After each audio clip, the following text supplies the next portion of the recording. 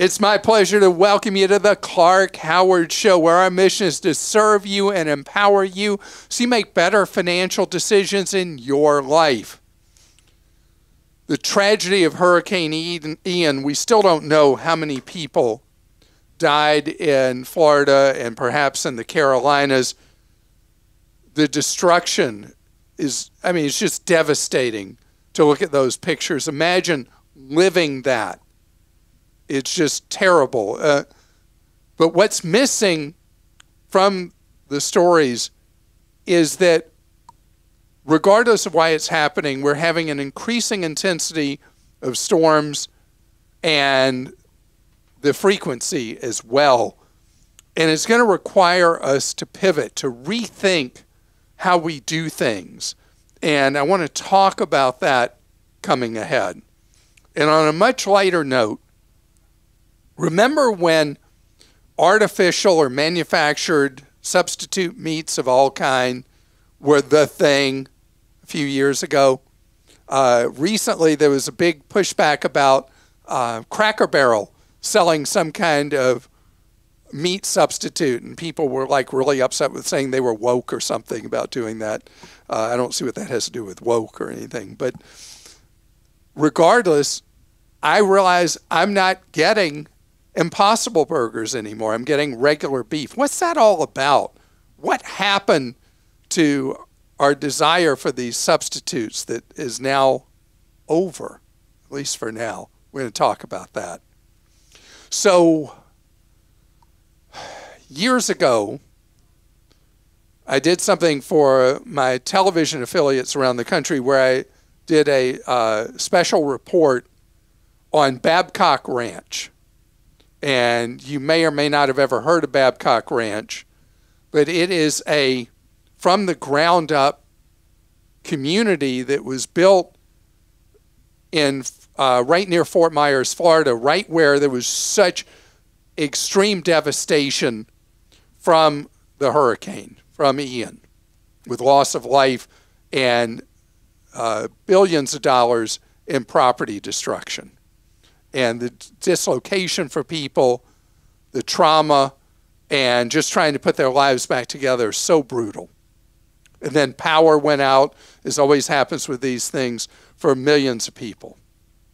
Well, the reality is we don't know if the increasing frequency of storms, fires out west, hurricanes, if this cycle is going to go on for decades to come or is suddenly just going to go away. But there are things we can do that make a difference. And going back to Babcock Ranch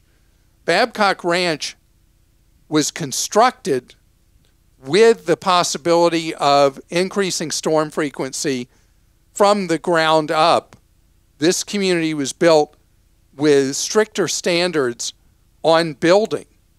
And in fact, the areas around Babcock Ranch used Babcock Ranch's public buildings as shelters because they knew they were built to these standards that would be able to withstand an extreme hurricane. The property damage in the community of Babcock Ranch, minimal. And the lights never went off.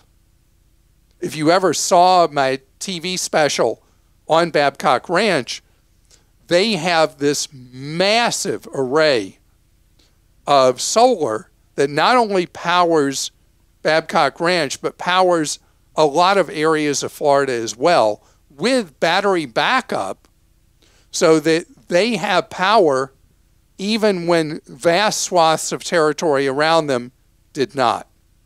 The homes were okay, and the power stayed on.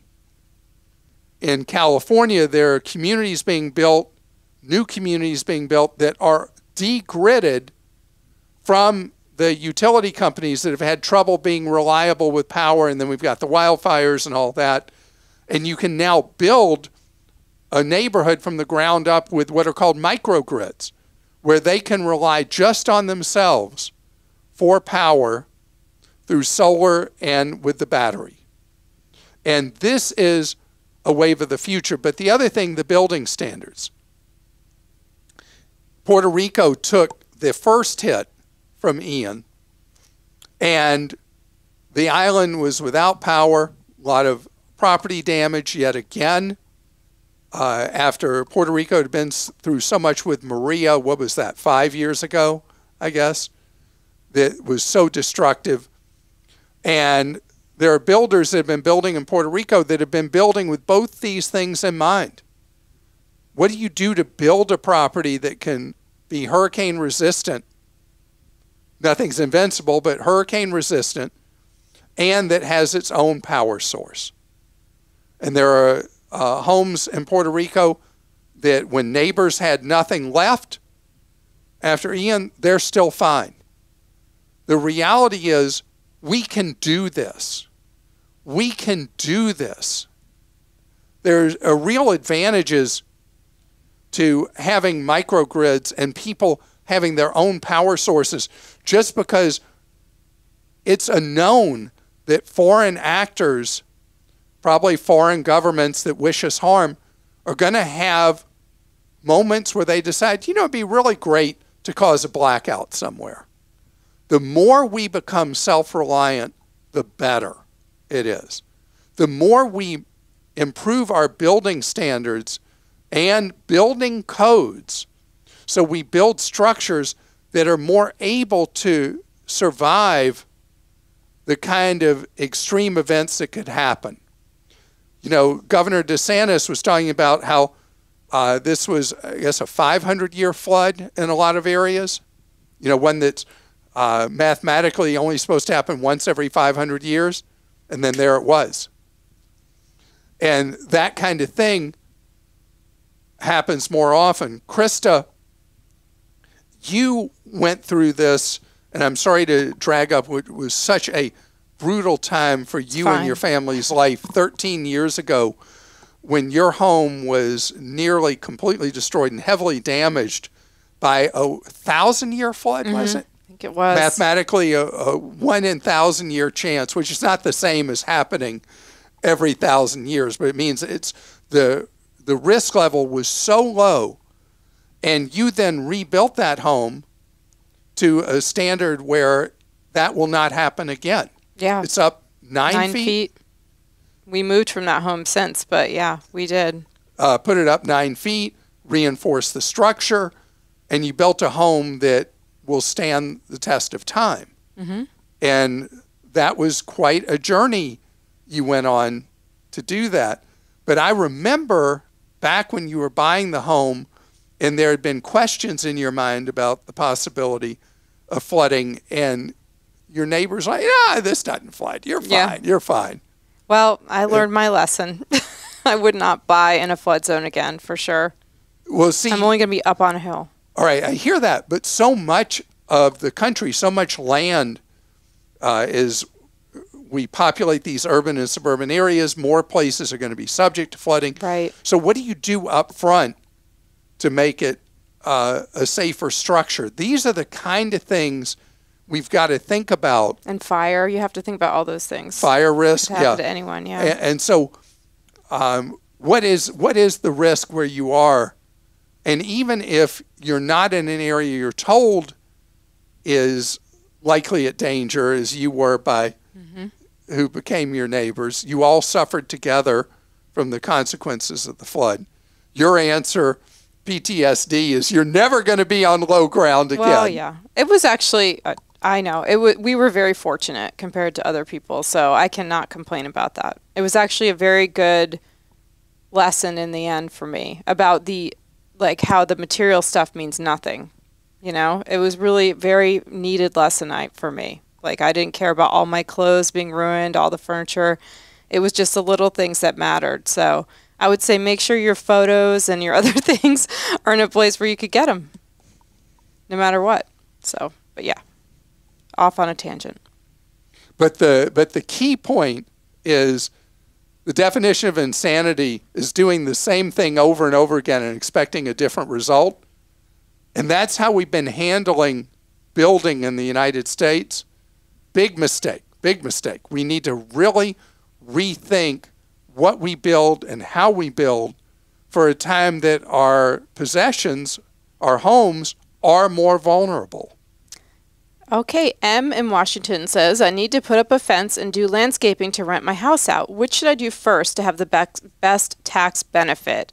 For example, will fencing and landscaping count as a business expense on taxes if I do these after renting? Does renting constitute with the listing, or does the lease need to have commenced? And are home improvements out of pocket with no loans ever tax deductible even without a renter?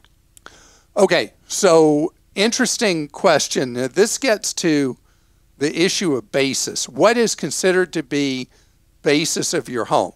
So improvements you do to your home that give a permanent or semi-permanent benefit to the house, that counts as part of adjusting the basis, reducing the amount that would be subject to capital gains. If your home has increased in value a lot over the years and you're going to run past the $250,000 or $500,000 single married exemption from gain being subject to tax, then this becomes a real issue. If, on the other hand, your home has not had a massive improvement, increase in value that would ever exceed the $250,000 or $500,000, then not necessarily an issue.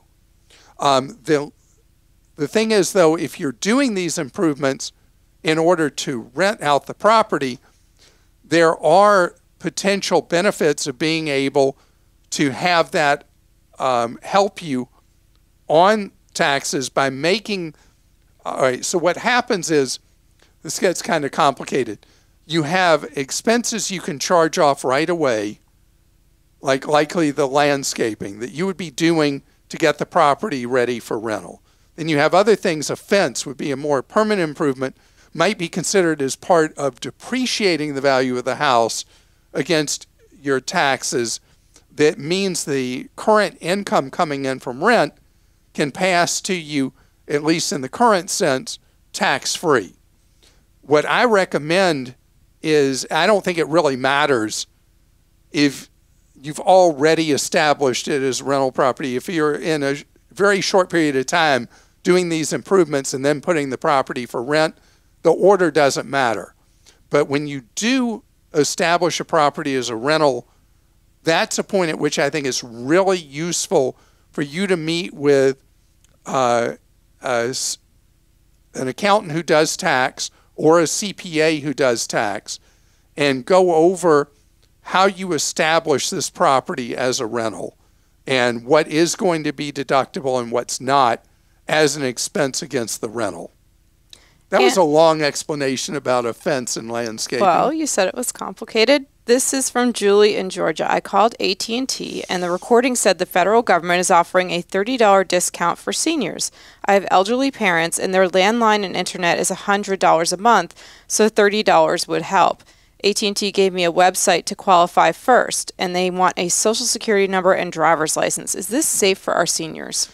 Yes, it is. And by the way, this is something that we never talk about on the podcast. I do in television routinely, that there are special programs available for internet service, cell phones, and if you still have a landline, that are available for people based on income, any government benefits you receive, or in the case of just being a senior citizen, depending on what's available where you live.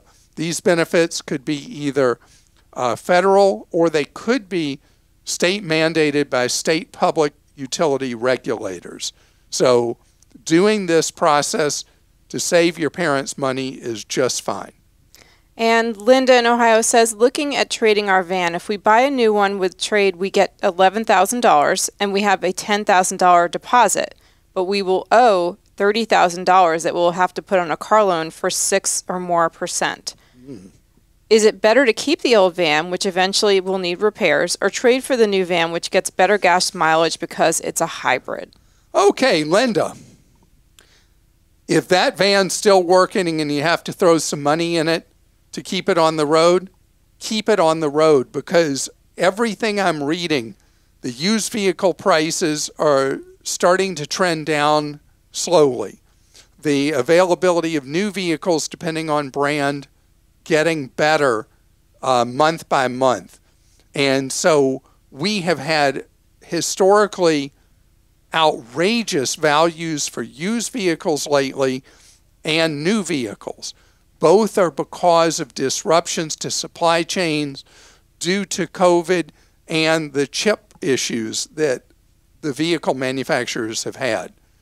You look at the number of vehicles that a lot of automakers have been able to deliver, and they seem to be getting better at dealing with the supply chain issues, which means that prices are almost certainly going to become more favorable as you look month by month through 23 and into 24.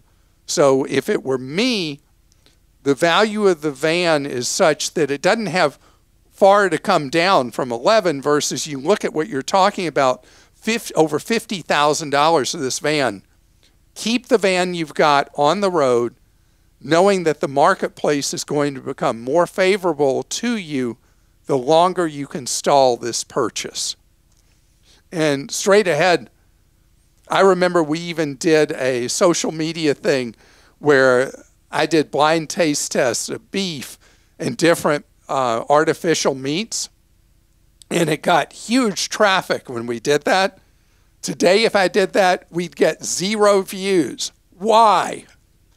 So when we did the blind taste test of comparing real red meat versus different artificials, I was just supposed to pick not what was what, which one I liked the taste of best. And to my surprise, because I went into that test sure that I would be able to immediately prefer traditional real red meat, I was stunned that I preferred the Impossible Burger. And I was going on and on. Now, this one's so great. This one's so much better than these others. And then the great reveal comes. It was Impossible. So I was like, wow, this is good. And so I started eating Impossible Burgers. I'd go to Burger King and get the Impossible Whopper. But I was paying more for it. And for a while, people would do that.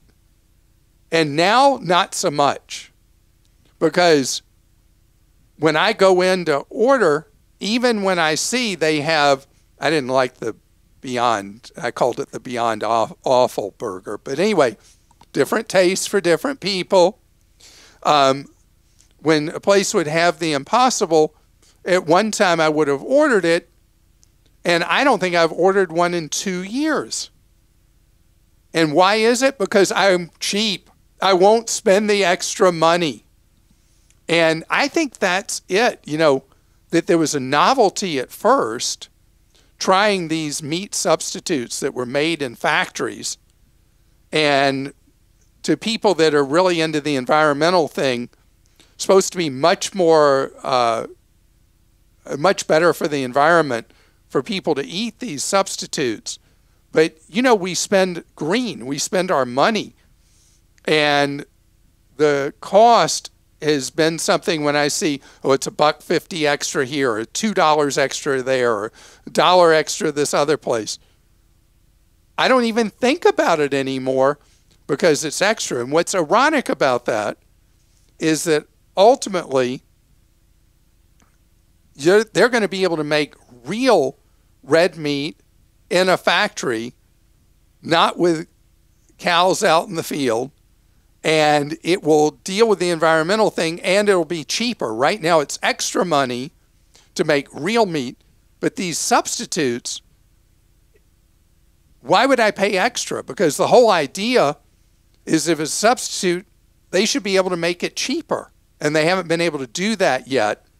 And I had said last year that there were a lot of predictions that you were going to end up in a situation where you'd go into a place and the meat substitute would be cheaper, but that never happened. So I was completely wrong about the fake meat becoming cheaper than real meat. So there I am, Christa. I know that it really worries you that I eat red meat and how much I eat. Tell the truth. It bothers you a lot. The quality of the meat is what matters, no matter what meat you're eating. What do you mean? I think eating grass-fed beef is good for you because the cows are eating the grass and the things that really give you the nutrients. I think factory farming, I'm not a huge fan, but I don't eat meat. I only eat fish sometimes. So I love these things, but I now just have them as a treat when I'm out because they are made with a lot of stuff that worries me. So you're telling me the meat substitutes, the fake meat, all the processing they do of it, that worries you? It does, for me, yes. Well, okay, so one thing we can agree on is that ultra-processing of food, no matter what form, all kinds of science shows that ultra-processed food is a problem. Agreed. Wow. We're on the same page with food. Wow, I think that's a fist bump. Oh, yeah. Okay. We'll go to questions. This is from Al in Idaho. Hi, Clark. Please warn your listeners about making changes to their existing hotel reservations using the big hotel chain online apps. I'm a Diamond member of a big hotel chain and made reservations in May of 22 for a January 23 10-day stay. Last week, I updated my credit card data on the reservation, and my room rate automatically went from $150 to $315 per night. Wait. All you did was change the credit card being used for payment for the hotel? That's what they said, yeah. Right, we got to talk about that more in a second. Go ahead. I contacted customer no support, and they refused to fix this. Hotel rates have increased so much that the chains are looking for any opportunity to bump up your prior cheaper rate. If you're thinking about making a change to your reservation, don't use their online app and instead call the reservations desk first. At least they can verbally tell you the cost impact of your change before you make it. Okay, so Al, several things here. First of all, because you said Diamond, that's automatically Hilton. Okay. So anybody who's Hilton knows we're talking about Hilton here. You should be on social media, Al, making a fuss about this. The change of form of payment is not a material change in a reservation that ever should have changed the price. Hilton is out of line on this.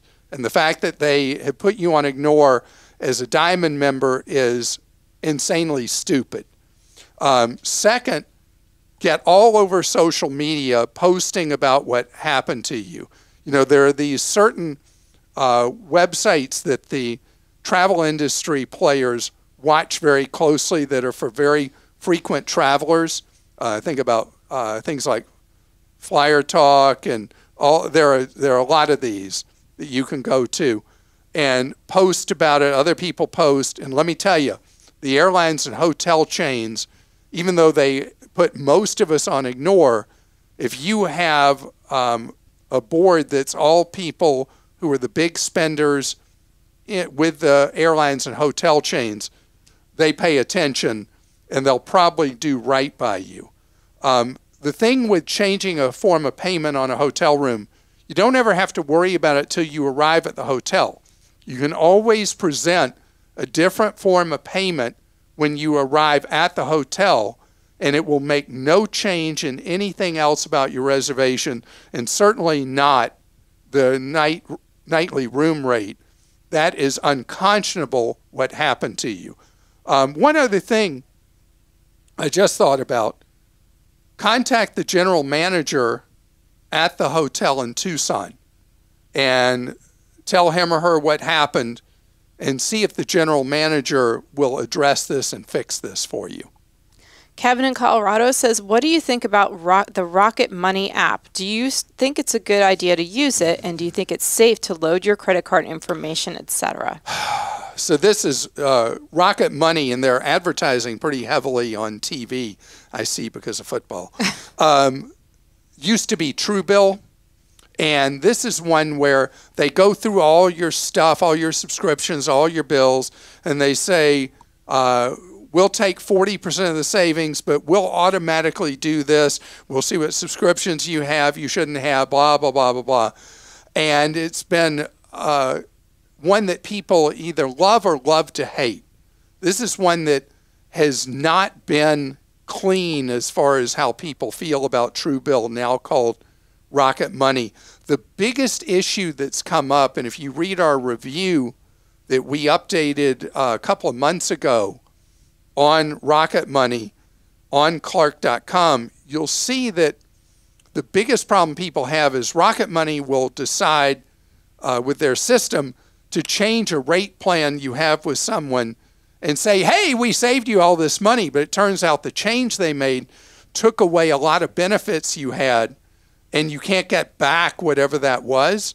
And so to me, there should be a process where they check with you first before they change something. They say, hey, we're planning to move you from this plan to this plan. The rate will go from X dollars to Y dollars. Do you want us to do it? Then you would be all in with them making the change. But they do it automated, and once they've made it, it's over, and you lose whatever it was. And then they take 40% from you for having made that change. So the idea behind it is great. The execution, not sure. Carolyn in Georgia says, hi, Clark. I have a Costco Citi credit card. While I pay my balance in full each month, I signed up with Citi for a minimum balance auto pay just in case to avoid paying a ridiculous late fee. Even though I pay the statement balance in full, if there are purchases past the statement date, they charge the $35 auto pay unless I pay exactly on the due date before 5 p.m. With my Discover card, as soon as I pay my balance, a message says no auto pay will be deducted this period. Citi's greedy policy is a constant annoyance and for some could be a hardship. Can anything be done to circumvent or stop this process? So this is not unusual when you have an automatic pay set up, just so you never trigger a late fee, you never affect your credit for failing to make a payment, that automatic you've set up will take place even if you make your payment for your statement balance. So it's like what happens is they're always a certain amount of dollars ahead on you where you're overpaying your statement essentially. And as much as it's silly that Citi does this, it's still to your advantage.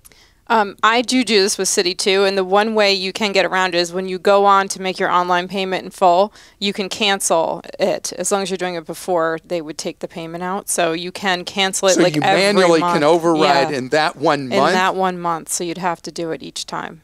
Okay, so Carolyn, there you have it. There's an additional step you can take when you've paid the balance in full to remove that automatic $35 that you have coming out, or whatever it would be.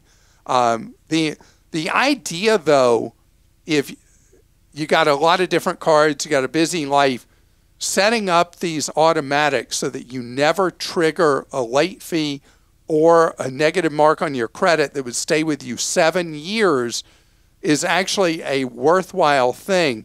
I don't do that with any cards. I do. But it's actually not a bad idea. And I'm sorry that Citi makes you go through extra hoops to avoid them taking extra money from you when you make the payment. But there is this workaround that you do. Do you just let them have the extra money? I let them have it. You let them just have the prepayment towards I do, because I figure I've already spent whatever that minimum was anyway on the next month, but I'm just doing it for the rewards, and it's just like, you know, an extra payment toward next month's payment. Well, I want to tell you, I appreciate all the questions you submit. Sometimes we have answers that may not seem strong enough to you, but in this case, yes, it's silly that Citi's system is set up the way it is, but there is the workaround. But what you're doing is a good thing. I want you to share your experiences with us. We listen to you, and I want to thank you for submitting your questions, giving us your feedback, and you help inform what information is important for us at Team Clark to offer through newsletters, social media, on our websites, and right here on the podcast. Have a great day.